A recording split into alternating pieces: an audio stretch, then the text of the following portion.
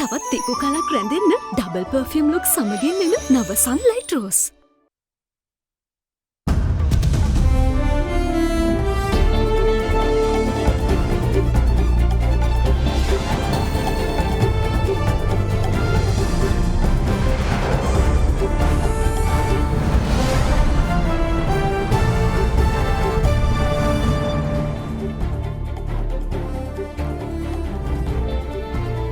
ආයුබෝවන් ඔබ එක්වන්නේ අද දින මධ්‍යහන ප්‍රධාන ප්‍රවෘත්ති විකාශයත් සමගින් ප්‍රථමයෙන් අවධානය පුවත් සිරස්තල වෙත. සිපෙට්කෝ සහ IOC ඉන්ධන මිල ඊයේ මධ්‍යම රාත්‍රියේ සිට ඉහළට. සංචරණ සීමා නොදකමින් ඉන්ධන පිරවුම්හල් අසල දිගු පෝලිම්. තවත් කොවිඩ් මරණ 62ක්. ජූනි මාසයේ මේ දක්වා කොවිඩ් මරණ 589ක් තහවුරු කරයි. එක්ස්ප්‍රස් පර්ල් බලපෑමෙන් පසු දීවර කටයුතු ඇරඹීමට ඇති හැකියාව සොයා බලන්න. අගමැතිගෙන් නිලධාරීන්ට උපදෙස්. සහල් සීනි කිරිපිටි සහ බඩියරඟු ව්‍යාපාරිකයින් ලියාපදිංචි විය යුතු බවට ගැසට් නිවේදනය. 10 ඒ කියන්නේ ලයිෆ් බෝයි අවස්ථා 10කදී ලෙඩ රෝග 10කට හේතු වන වෛරස් ඇතුළු විෂ බීජවලට එරෙහිව සටන් කරනවා කියලා.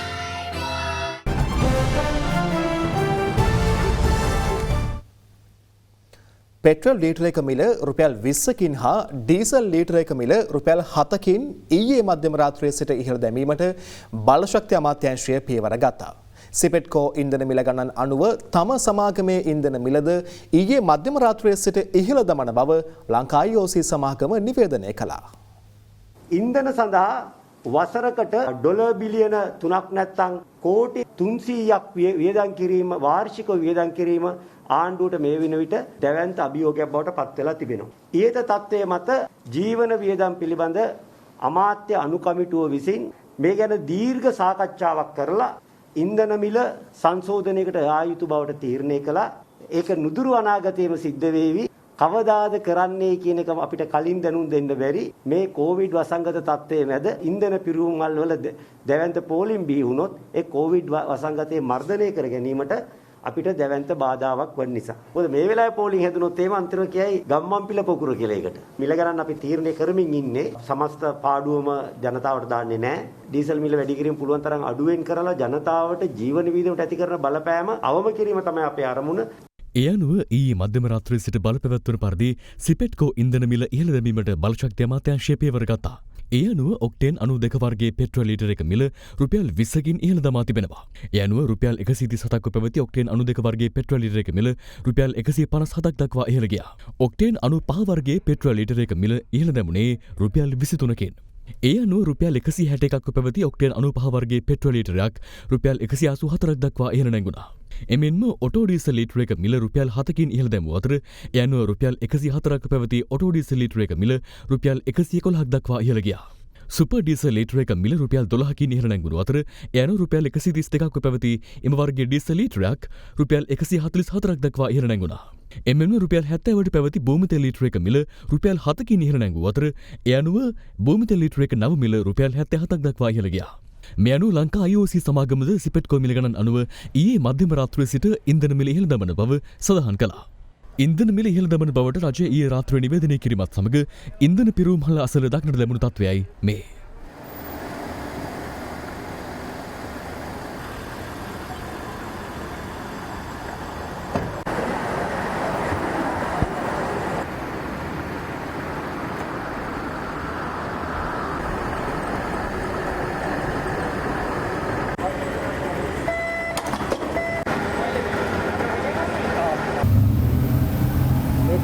මරු එයාලා වාහන ගෙන්න ගන්න ඕන කාලෙට ඒව තමයි මේ අපෙන් අල්ලන්නේ 20කින් වැඩි කරන එක අසාධාරණයි මිනිස්සුන්ට දරා ගන්න බෑ මේ වෙලාවේ මිනිස්සුන්ට කන්න බොන්න නැතුව මේ අසරණ වෙලා ඉන්නවා එකපාරට 20කින් තෙල් වැඩි කරාම මොකද වෙන්නේ මිනිස්සු අසරණ වෙනවානේ අමතිකොල්ලෝගෙන් ගණින්කො රුපියලකට ලීටරයකට රුපියල් 500 ගානේ අපිට දීපන්කො පරණ මිලටම අපිට තියෙන දුන්ට වගේ සල්ලි හොරාම් කරන ඒවා කරන්න දෙයක් නැහැ නේ දෙයට මූණ දෙන්න සිද්ධ වෙනවනේ ඉතින් මිනිස්සු මේ වෙලාවේ කන්න නැතුව බඩගින්න ඉන්නවා. මිනිස්සු මේ හුස්ම ගන්න නැතුව ඔක්සිජන් නැතුව ඉන්නවා.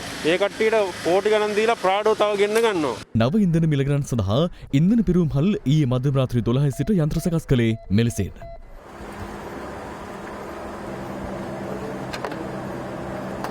ඉන්ධන මිල ඉහළ දැමීම සම්බන්ධයෙන් ජනතාව අදත් අදහස් පළ කළා. පොඩි මිනිස්සුන්ට තව අසාධාරණ. මිනිස්සු අමාරු වෙట్లా තියෙන වෙලාවක මේකත් වැඩි වුණාම තවත් ප්‍රශ්න වැඩි අපිටත් හයර් එක වැඩි කරන්න වෙනවා. පැහැදිලිවම දැන් හයර් දුවන්නත් බැරි තත්ත්වයක් නේ තියෙන්නේ. අපි කොරෝනා වලින් බැට කාලා ඉන්නකොට තවත් බැට කන්න බෑනේ සර්. මේ රටේ තියෙන තත්ත්වෙත් එක්කලා මං හිතන්නේ ඉතින් වැඩි නොකරත් බෑ කියලා. කොහොමත් ඉතින් ඒක ගාණක් නෑ අපිට. කොහොම කරත් අපි තෙල් ගහනවනේ. ඇත්තටම හරිම අප්‍රසාදය බල කරන්නේ මගේ. තැන්න දෙයක් නෑ ඉතින් වැඩි කරාම ගෙවන්න තියෙන්නේ අපිට. රුපියල් 5කින් 10කින් වැඩි වුණා වගේ නෙමෙයිනේ. එකපාර රුපියල් 20කින් වැඩි වෙලා තියෙනනේ. බඩු මිල ඔක්කොම වැඩි වෙන්නේ මේ තෙල් මිල හින්දා. තවත් කොවිඩ් ආසාදිත මරණ 62ක් සෞඛ්‍ය සේවා අධ්‍යක්ෂ ජෙනරාල්වරයා තහවුරු කර තිබෙනවා.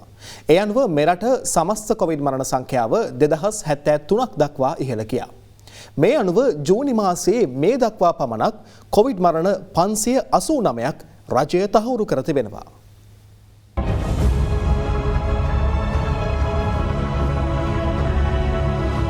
මෙරට සමස්ත කොවිඩ් මරණ සංඛ්‍යාව 2073ක් දක්වා ඉහළ ගියේ තවත් කොවිඩ් මරණ 62ක් සෞඛ්‍ය සේවා අධ්‍යක්ෂ ජනරාල්වරයා අද තහවුරු කිරීමත් සමගයි.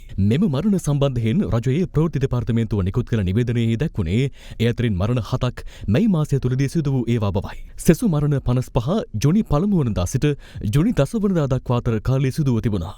එමෙන්ම පුද්ගලයන් 13 දෙනෙකු නිවසේදී මිය ගොස් තිබෙන අතර තවත් 5 දෙනෙකු රෝහල්ගත කරන අවස්ථාවේදී ජීවිතක්ෂයට පත්ව තිබෙනවා. මේ විදිහට මරණ හංගන්නේ. ඒකෝට මේ දත්ත හංගනවාද ඒක නියම මරණ එළියට එන්නේ නැත්නම් මේ කාරණා මතුවනා යෙදිනේදී. දත්ත හංගනවා නම් ප්‍රමාද වේ හෝ එළියට ඒමක් මං හිතන්නේ සිද්ධ වෙන්න බෑ. මේ මරණ 101කට පෙබරවාරි මරණක් තියෙනවා. මාස 5ක වගේ කාලයක් ගත වෙනවද PCR ඔය කියන ප්‍රායෝගික ගැටලු නිරාකරණය කරලා. යම් කිසි සුළු ප්‍රතිශතයක් පමණයි. ඒ කියන්නේ එකක් දෙකක් තමයි ඒ වගේ ඊටාම පරණ ඒවා තිබුණේ. අධ්‍යක්ෂ මේ ඊයේ දිනේ මේ කාරණේම සිද්ධ වෙන මේ ආකාරයට ඊයේ මරණ 68යි ඒ මරණ 7ක්ම පසුගිය මාසේ. ඔව් අනිවාර්යයෙන්ම මොකද දැන් ඒ මරණ 7 ඒ දිනේට අපි අනිවාර්යයෙන් බැර කරනවා. ඒ අනුව ඉදිරියේදී තවත් මීටත් වඩා හුඟක් ඒවා යාවත් කාලා ඉන වෙයි. සංචලන සීමා පනවත් තිබියදීත් තවදුරටත් දිස්ත්‍රික්ක 25න්ම කොවිඩ් ආසාදිතයින් 2700 ඉක්මවා වාර්තා වී තිබෙනවා. ඊයේ කොවිඩ් ආසාදිතයන් 2789 දෙනෙකු හඳුනාගෙන ඇති අතර වැඩිම ආසාදිතයන් ගම්පහ දිස්ත්‍රික්කයෙන් වාර්තා වුණේ 741ක් ලෙසයි. කොළඹින් 505ක්, රත්නපුරෙන් 397ක්, කළුතරින් 181ක්, කුරුණෑගලින් 145ක්, මහනුවරින් 101ක් සහ සෙසු දිස්ත්‍රික්ක 19න් කොවිඩ් ආසාදිතයන් 689ක් වාර්තා වුණා. මේ දක්වා මෙරටින් හඳුනාගත් කොවිඩ් ආසාදිතයන් සංඛ්‍යාව 2,18,923ක් දක්වා ඉහළ ගොස් තිබෙනවා. ඉන් 1,84,090 දෙනෙකු ප්‍රතිකාර සහ නිරෝධායන කාල සීමා අවසන් කර ඇති නමුත් තවදුරටත් සක්‍රිය ආසාදිතයන් ගණන 32,760ක්. සයිනෝෆාම් එන්නතේ පළමු මාත්‍රාව මේ දක්වා පුද්ගලයන් 12,09,276 දෙනෙකුටත් දෙවැනි මාත්‍රාව 78,025 දෙනෙකුටත් ලබා දී තිබෙනවා. යනෝ කොවිශීල්ඩ් සහ ස්පුට්නික් V මාත්‍රා ඇතුළුව කිසියම් කොවිඩ් මර්ධන එන්නතක එක් මාත්‍රාවක් හෝ ලබාගත් සමස්ත පුද්ගලයන් කරන 21,99,504ක්. විදේශගත ශ්‍රමිකයාට අනිවාර්යයෙන්ම වැක්සින් එක ලබා දෙන්න තෝරාගත්ත උන්ට රැකියාව විසුම තියෙනවනම් ඒකට උන්ට රැකියාව සඳහා රටකට යාමට තියෙන අවස්ථාව වැඩි වෙනවා. මේ සෞඛ්‍ය අංශ මේවට මේ ජනාධිපති උපදෙස් දෙන අයට අපි කියන්නේ මේ විදේශගත ශ්‍රමිකයා සම්බන්ධව ඊට වැඩි සැලකිලිමත් වෙන්න. ඊයේ ක්‍රියාත්මක වූ සෞඛ්‍යාංශ වර්ජනය හේතුවෙන් එන්නත ලබා ගැනීමට නොහැකි වූ විශාල පිරිසක් බියගම රජයේ රෝහලේ අද පැවති එන්නත් කරන වැඩසටහනට සයිනෝෆාම් දෙවැනි මාත්‍රාව ලබා ගැනීමට පැමිණ සිටි අතර කිලෝමීටර් 2කට ආසන්න දෙකකිනුත් පොලිමේ ජනතාව රැඳී සිටි ආකාරයයි මේ.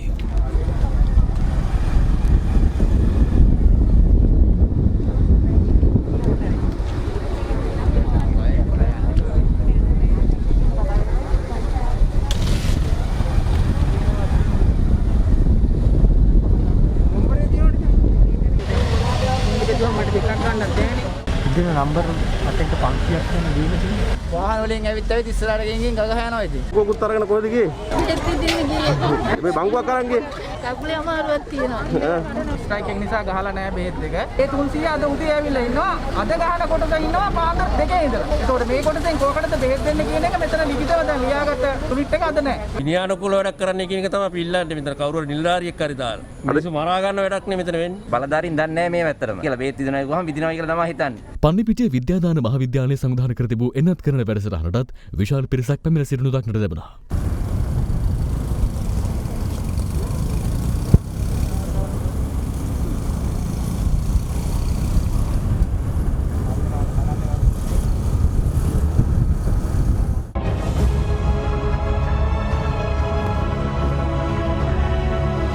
ගෙදරකට තේ හදනවා කියන්නේ වෙනම වැඩක්. මැලිබන්තේ ගෙදර පදමට තේ. නිරෝධායන නීති උල්ලංඝනය කිරීම සම්බන්ධයෙන් ගත වූ පැය 24 තුළ පුද්ගලයන් 1027 දෙනෙකු අත්අඩංගුවට ගෙන තිබෙනවා. මේ අතර දිවයින පුරා ක්‍රියාත්මක වන සංචලන සීමා ජූනි 21 වනදා දක්වා අඛණ්ඩව ක්‍රියාත්මක කිරීමට රාජ්‍යය තීරණය කළා. කොවිඩ් ව්‍යාප්තිය පාලනය කිරීමේ අරමුණින් ජුනි මාස 14 වනදා දක්වා පනවා තිබූ සංචලන සීමා එදිනට ලිහිල් කිරීමක් සිදු නොවන බව යුද හමුදාපති ජෙනරාල් ශව්‍යේන්ද්‍ර සිල්වා මහතා ඊයේ ප්‍රකාශ කළා. ඒ අනුව පවතින සංචලන සීමා ලබන 21 වනදා අලුයම 4 දක්වා අඛණ්ඩව ක්‍රියාත්මකයි. මේ අතර සංචලන සීමා ක්‍රියාත්මක අදත් කොළඹ ඇතුළු නගරවලට පිවිසෙන ස්ථානවල රථ වාහන පරීක්ෂා කිරීම සිදු කෙරුණා.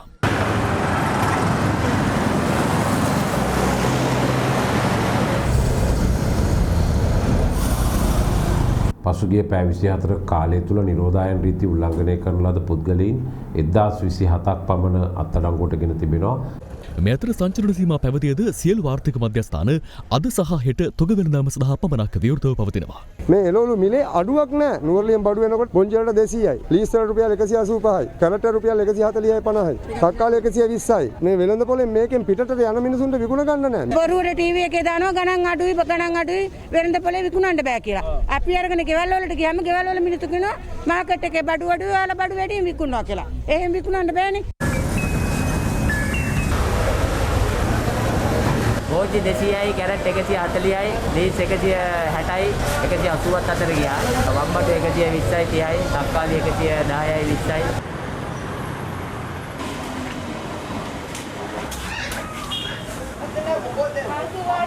ඔක්කොම ප්‍රවෘත්ති වලට විතරයි සීමා වෙලා තියෙන්නේ. ඒක බෙදා හරින වැඩපිළිවෙලක් මේ ආර්ථික මධ්‍යස්ථාන වලට වැඩක් නැහැ. මේවා ලොරි වලත් එක ගණන්, සිල්ලර කඩ වලත් එක ගණන්, පොලෙත් එක ගණන්. මේක රුපියල් 463කට කන්නේ අපි කොහොමද මාසයක් කරන්න දුමානයක් කරන්නද? අද වේල ඔය මැනින් වෙළඳ සංකීර්ණයේ එළවලු මිල ගණන් අදත් ඉහළ මට්ටමක පවතින බවට වෙළඳුන් චෝදනා කරනවා. එළවලු මිල ආසෝසර ගිහිල්ලා තියෙන්නේ මිනිස්සුන්ට කොහොමද ඉක්වන්නේ ගෙනියලා බඩු ඒ විදියට අපි. විකුණ ගන්න පුළුවන්ද මේ ගන්න? බෑ ඩිලිවරි යන්න බෑ බඩු ගන්න. මේ අතර විශ්‍රාමිකයින්ට තැපැල් කාර්යාල මගින් අද දිනේ විශ්‍රාමයට ලබා ගැනීමට අවස්ථාව හිමි වෙනවා. මේ අතර COVID-19 වසංගත ව්‍යාප්තිය හමුවේ ගනුදෙනුකරුවන් මුහුණ පා ඇති ගැටලු සැලකිල්ලට ගනිමින් ඔවුන්ට සහන ලබා දීමට කටයුතු කරන ලෙස බලපත්‍රලාභී මුදල් සමාගම් වලින් සහ කලබුදු සමාගම් වලින් ශ්‍රී ලංකා මහ බැංකුව ඉල්ලීමක් කර තිබෙනවා. එම සහන ලබා දීමට අදාළ චක්‍රලේඛයක් ද නිකුත් කර ඇති බවයි මහ බැංකුව සඳහන් කළේ. එක්ස්ප්‍රස් පර්ල් නෞකා අනතුරෙන් බලපෑමට ලක් වූ පානදුර සිට මීගමෝ දක්වා මුහුදු තීරය නිසි අධ්‍යයනයකින් අනතුරුව කඩිනමින් දේවර කටයුතු සඳහා විවෘත කරන්නයි අග්‍රාමාත්‍ය මහින්ද රාජපක්ෂ මහතා බලධාරීන්ට උපදෙස් දී තිබෙනවා.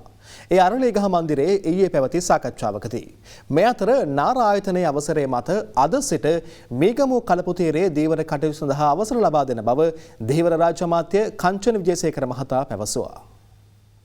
එක්ස්ප්‍රස් පර්ල් නෞකා අනතුරෙන් බලපෑමට ලක් වූ පානදුර සිට මීගමෝ දක්වා මුහුදු තීරය නිසි අධ්‍යයනයකින් අනතුරුව කඩනමින් දේවර කටයුතු සඳහා විවෘත කරන්නයි අග්‍රාමාත්‍ය මහින්ද රාජපක්ෂ මහතා බලධාරීන්ට උපදෙස් දී තිබෙනවා. ඒ අග්‍රාමාත්‍ය මහින්ද රාජපක්ෂ මහතාගේ ප්‍රධානත්වයෙන් අරලියගහ මන්දිරයේදී ඊයේ පැවති සාකච්ඡාවකදී පානදුරේ ඉඳලා මීගමෝ දක්වා මේ වෙරළාසන්නේ මත් ඒ කලාපේ අපි දීවර කටයුතු අත්හිටවලා තියෙන්නේ. මේකේ ඇති වෙච්ච බලපෑම හින්දාස ඍජුවම ඉන්නෝ පවුල් 20000ක් විතර වගේ සර් මීගමෝ කලාපේ මේ කර්මාන්තය අහිමි වෙච්ච. සර් එදා උපදෙස් දුන්න රුපියල් 5000 දීමනාව ඒ කට්ටියට දෙන්න කියලා. හැබැයි තාම වෙනකන් සර් රුපියල් 5000 දීමනාව අපිට දෙන්න බැරි වෙලා තියෙනවා ඒ පිරිසට. ඒ සල්ලි ටික සඳට දෙන්න හැකියි. හරි සර්. thank you sir. මේ අතර ශ්‍රී ලංකාවේ ඇමරිකා එක්සත් ජනපද තානාපති කාර්යාලය ඊයේ නිවේදනයක් නිකුත් කරමින් සඳහන් කළේ MV එක්ස්ප්‍රස් පර්ල් නෞකාව ගිනිගැනීම හේතුවෙන් පීඩාවට පත් ජනතාවට අමරිකාණ්ඩුවල ලක්ෂයක මුදල් ආධාර කඩිනමින් ලබා දීමට අමරිකානු ජනතාව කටයුතු කර ඇති බවයි. කඩිනමින් ලබා දෙන මෙම ආධාරයෙන් දැනට ඇතිවමින් පවතින තත්ත්වයට මුහුණ දීම සඳහා දීව්‍ර ජනතාවට සහ ඔවුන්ගේ පවුල්වල සමාජිකයින්ට හැකියාව ලබා දෙනු ඇති බව එක්සත් ජනපද තානාපති කාර්යාලය කටයුතු බාර නිලධාරී මාටින් කෙලී මහතා පැවසූ බවයි එම නිවේදනයේ දැක්වෙන්නේ. මේ අතර උසටකේයාව තල්දියවත්ත ලුණාව දීවර තොටුපළේ දීවරින් ඊයේ රාත්‍රී මුහුදු ගොස් එළූ මාදැල් අද පෙරවරුවේ යලි ගොඩ ගැනුණු අතර එහිදී පෙර දිනවලද දීවර මාදැල් වලින් හමු වූ පුළුන් වැනි ද්‍රව්‍ය එම මාදැල් වලද පැටලී තිබෙනු දක්නට ලැබුණා. කොළඹ ආවට මේ දැල එලලා තියෙන්නේ. අපි හිතුවේ නෑ මේ පැත්තට ගිහිල්ලා ඇති කියලා. නමුත් මට දැන් තේරෙන විදිහට මේ මූදේ අපි නොහිතපු පළාත් වලටත් මේ දේවල් ගිහිල්ලා. ඉන්දම් බැරි තැන ඉතින් රස්සාවක් නැතිකමට රැකියාවට ගියා. ඊළඟ ඉතින් දැල එළුවා මේ කොළඹ කෙලින් දැල එළුවේ. නැව පේන පළාතක තිබ්බේ නැහැ. ඉතින් මේ පුළුන් තමයි ඉතින් මේ දැලට ආවුනේ. මට දරු දෙන්නෙක් ඉන්න පියෙක් මං දෙන්න බත් ඉල්ලද්දි මම මොනවද දෙන්නේ? හොරගම් කරන්නද මංකොල්ල කන්නද කුඩු විකුණන්නද අපි මොකද කරන්නේ? කාලගුණය කොහොමුණත් රයිනෝ නං වහලට සේෆ් තමයි මුළු ගෙදරම. තවත් පුවත් කිහිපයක් දැන්. සහල් සීනි කිරිපිටි සහ බඩේ නිගානනකරුවන් නිෂ්පාදකීන් ගබඩාකරුවන් රැස්කරන්නන් සහ බෙදාහරින්නන් පාරිභෝගික කටයුතු පිළිබඳ අධිකාරිය ලියාපදිංචි යුතු බවට වන ගැසට් නිවේදනය නිකුත් කර තිබෙනවා. එම ද්‍රව්‍ය ලියාපදිංචියකින් තොරව ආනයනය කිරීම, නිෂ්පාදනය කිරීම, ගබඩා කිරීම, රැස්කර තබා ගැනීම සහ බෙදාහැරීම තහනම් වන බවයි එම ගැසට් නිවේදනයේ සඳහන් කර ඇත්තේ. යනුව අදාළ පුද්ගලයන් එම ගැසට් නිවේදනය නිකුත් කර දින සිට දින 7ක් ඇතුළත පාරිභෝගික සේවා අධිකාරිය ලියාපදිංචි විය යුතුයි.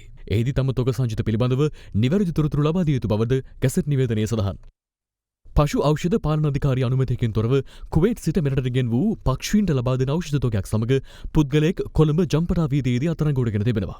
කොළඹ උතුර අපරාධ කොට්ටාශ විමර්ශනාංශ නිලධාරීන් විසින් අත්අඩංගුවට ගත් මෙම ඖෂධ තොගේ වටිනාකම රුපියල් ලක්ෂ 10කට අධික බවයි පොලිසිය පැවසුවේ.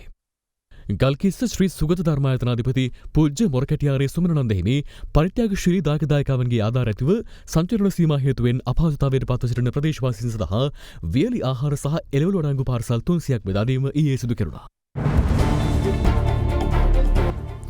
මනුසත් දෙරණ ඩයලොග් සමගින් එක්ව ක්‍රියාත්මක කරන සහන ක්‍රියාන්විතය 26 වැනි දිනටත් අද ක්‍රියාත්මක කෙරුණා. ඒ අනුව අයහපත් කාලගුණයෙන් සහ සංචරණ සීමා හේතුවෙන් පීඩාවට පත් ජනතාවට සහන සැලසීම තවදුරටත් ක්‍රියාත්මකයි.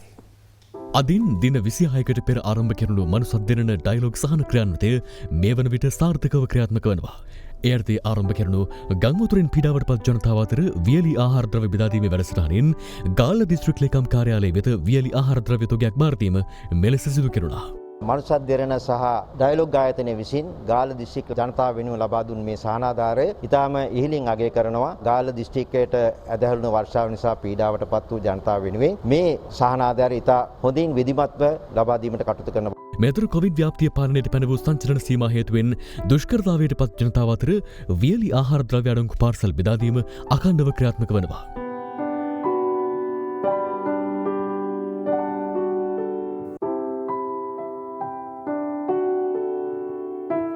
මීට සමගාමීව රජයේ රෝහල් වෙත අවශ්‍ය උපකරණ බෙදා දීමේ වැඩසටහනද තවදුරටත් ක්‍රියාත්මකයි. මනුසත් දෙරණ ඩයලොග් ආයතනයත් සමග එක්ව මෙම විශේෂ සහන ක්‍රියාන්විතය ඉදිරියටත් සිදු කිරීමට නියමිතයි. ඒ සමගින් අපගේ දහවල් ප්‍රධාන ප්‍රවෘත්ති විකාශය නිමාවට පත්වනවා.